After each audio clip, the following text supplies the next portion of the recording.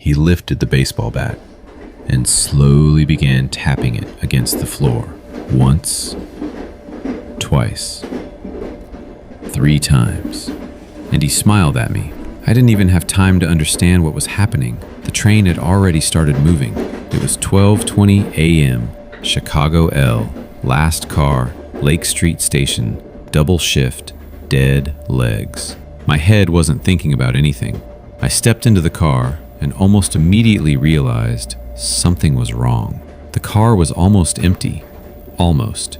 At the far end, a man was sitting, tall, dark hair below his shoulders, and across his knees, a baseball bat. I stopped, counted the options. Next car? The doors had already closed. Stepped back onto the platform. The train had started moving.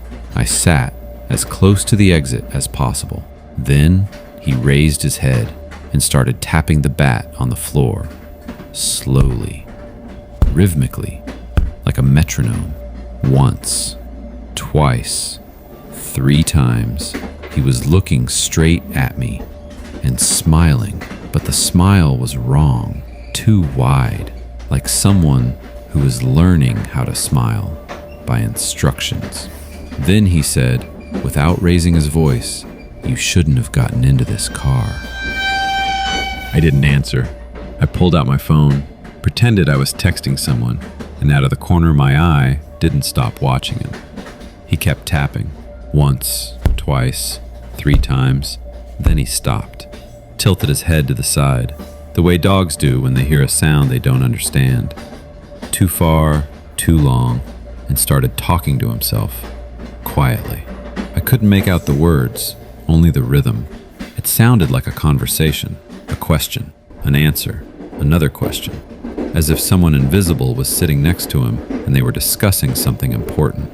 Then he laughed. I had never heard a laugh like that in my life.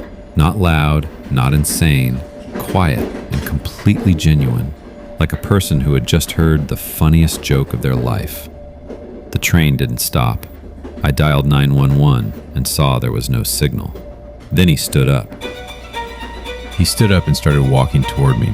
Not fast, not slow, with the bat in his hand, lowered, dragging its end along the floor of the car.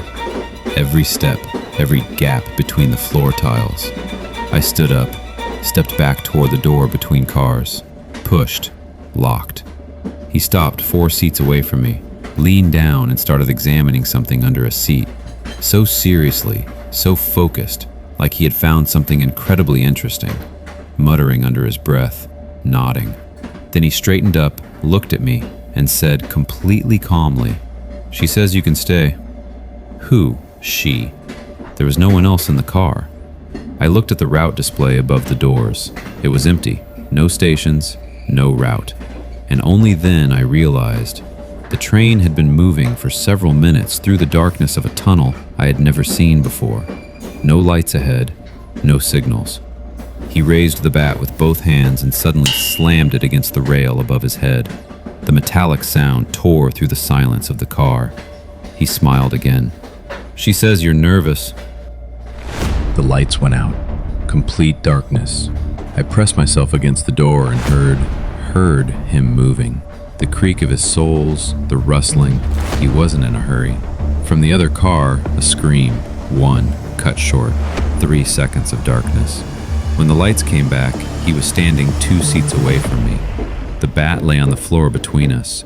He wasn't even looking at it, just looking at me, head tilted, smiling. "You're next."